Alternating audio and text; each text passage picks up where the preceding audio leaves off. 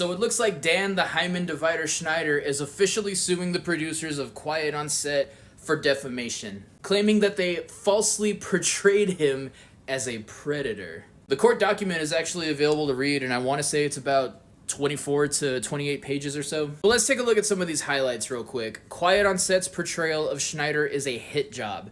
He probably wishes that it was a foot job instead. While it is indisputable that two, worked at Nickelodeon shows, it is likewise indisputable that Schneider had no knowledge of their ABUSE, was not complicit in the ABUSE, condemned the word in question once it was discovered, and critically was not a ABUSER himself. I'm really sorry that I gotta spell out all these words and whatnot. TikTok really does not like these types of words on their platform, so I have to be really careful talking about this. And I love how the very last sentence that's highlighted here says, "One thing he is not, and the one thing that will forever mar his reputation and career, both past and present, is a child SAer." But if you read paragraph number 4 over here, he literally says that they got some stuff right. It says that Schneider will be the first to admit that some of what they said is true. Interesting.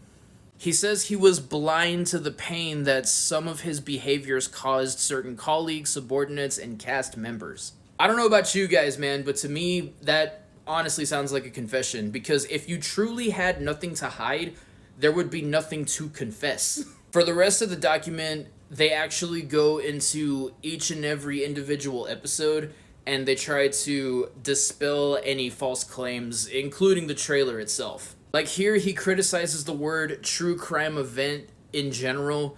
It says that it could not be any more clear. They're implying that Schneider committed a crime, a true crime, and one involving children. Now, I'm not part of lawyer talk by any means. I know little to nothing about what goes on in a courtroom.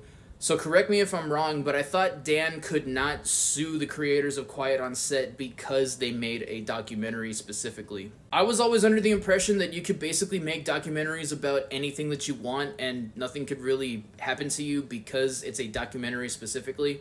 I could totally be mistaken. Please let me know. This is just my assumption, but I'm pretty sure that the reason why it was on ID specifically is because of people like Brian, people that were actually convicted of said crimes. I really don't think this is going to hold up in court. I don't even think it's going to even make it to court to begin with.